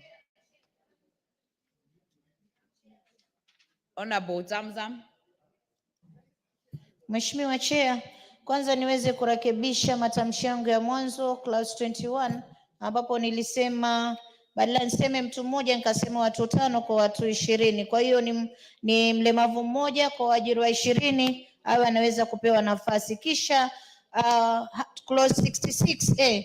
Mheshimiwa, kuna watu wengi sana wanatumia watoto walemavu kwenda kuombaomba mabarabarani wakiwanyanyasa na kuwanyima zile haki zao. Kwa hiyo hii section 66A mimi naipigia upato na naweza kuunga mkono. Asante sana. I therefore propose the question that new clause 66A be part of the bill. I now put the question that new clause 66A be part of the bill. Will as many as are that opinion say aye? Will as many as are of a contrary opinion say nay? The ayes have it. New clause 73A. Mover. Honorable Chair, I beg to move that new clause 73A be read a second time as per the order paper. I propose the question that new clause 73A be now read a second time. I put the question that new clause 73A be now read a second time. Will as many as are that opinion say aye? Will as many as are of a contrary opinion say nay? The ayes have it. I propose the question that new clause 73A be part of the bill. I put the question that new clause 73A be part of the bill. As many as are of that opinion say aye. Will as many as are of a contrary opinion say nay? The ayes have it. First schedule. I propose the question that the first schedule be the schedule of the bill. I put the question that the first schedule be the schedule of the bill. Will as many as are of that opinion say aye? Will as many as are of a contrary opinion say nay? The ayes have it. Second schedule. I propose the question that the second schedule be the schedule of the bill. I put the question that the second schedule be the schedule of the bill. Will as many as are of that opinion say aye? Will as many as are of a contrary opinion say nay? The ayes have it. Clause 2. I propose, hold on. I propose the question that clause 2 be part of the bill. There is a proposed amendment by member for Madare which will be dropped. So we'll prosecute as if it has no amendment. Honorable members, I therefore put the question that clause 2 be part of the bill. Will as many as of that opinion say aye? Will as many as of a contrary opinion say nay? The ayes have it. Title. I propose the question that the title be the title of the bill. I put the question that the title be the title of the bill. Will as many as are of that opinion say aye? Will as many as of a contrary opinion say nay? The ayes have it. Clause 1. I propose the question that clause 1 be part of the bill. I now put the question that clause 1 be part of the bill. Will as many as are of that opinion say aye? Will as many as are of a contrary opinion say nay? The ayes have it.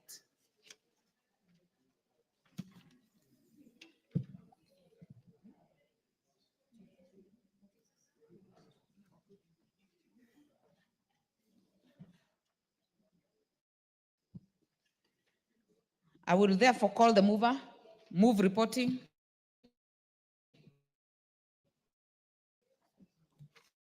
Honorable Chair, I beg to move that the committee do report to the House its consideration of the Persons with Disability Bill, Senate Bill number 7 of 2023, and its approval thereof with amendments.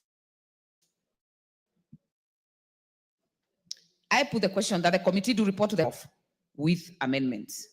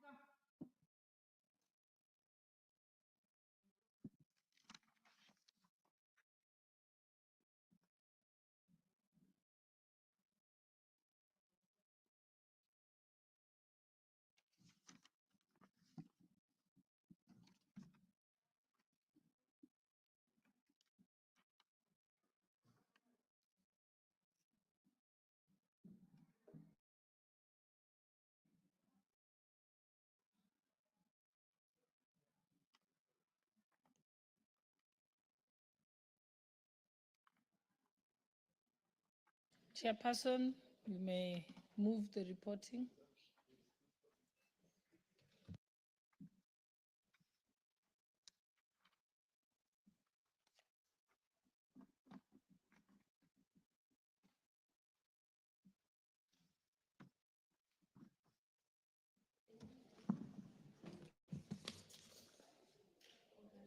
Honorable Speaker, I beg to report that the Committee of the Whole House has considered the Startup Senate Bill number 14 of 2022. Okay. Honorable Speaker, I beg to retake that. Honorable Speaker, I beg to report that the Committee of the Whole House has considered the Persons with Disabilities Bill, Senate Bill number 7 of 2023, and approved the same with amendments.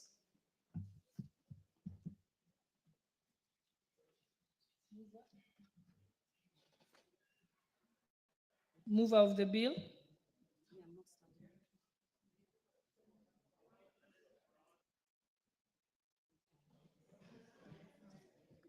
Honorable Speaker, I beg to move that the House do agree with the committee in the said report, and I also request the Honorable Zamzam to second the motion for agreement with the report of the Committee of the Whole House. We have a bit of an error. I think we might have to restart that. I think I'd ask the chairperson, because we should be on the startup bill, not the people with disability bill. Okay, so I think we can retake it again, chairperson. Honorable Speaker, I beg to report that the Committee of the Whole House has considered the Startup Senate Bill number 14 of 2022 and approved the same with amendments. The mover now may proceed to move. Honorable Speaker, I beg to move that the House do agree with the committee in the said report. I also request Honorable Zamzam to second the motion for agreement with the report of the Committee of the Whole House. Mheshimiwa Spika, niweze kumuunga mkono na bili hii vile tumeweza kuirekebisha, naunga mkono na iweze kufanya kazi. Asante Mheshimiwa Spika.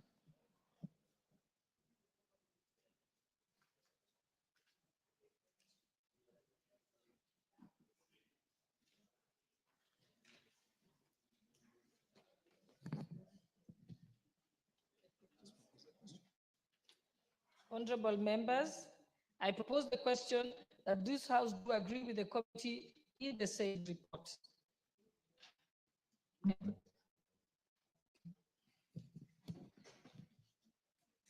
Mover.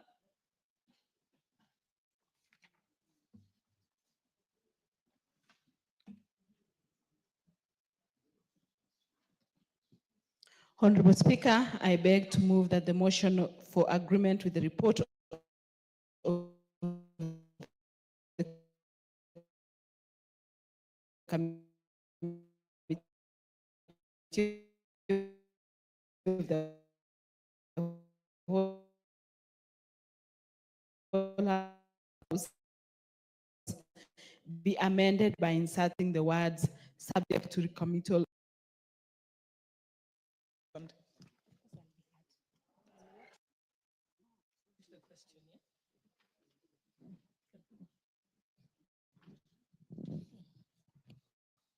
Honorable members, I will put the question at a later time.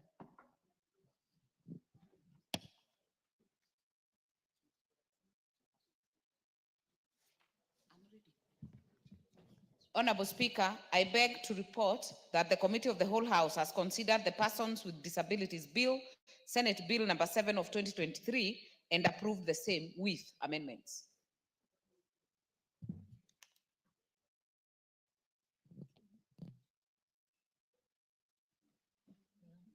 The mover. Thank you. Honorable Speaker, I beg to move that this House do agree with the report of the Committee of the Whole House on its consideration of the Persons with Disability Bill, Senate Bill number 7 of 2023. I also request Honorable Nyikal to second the motion. I second. Okay, honorable members, I now propose the question that this House do agree with the report of the Committee of the Whole House on its consideration of the Persons with Disabilities Bill, Senate Bill number 7 of 2023. And honorable members, we shall put the question at a later time.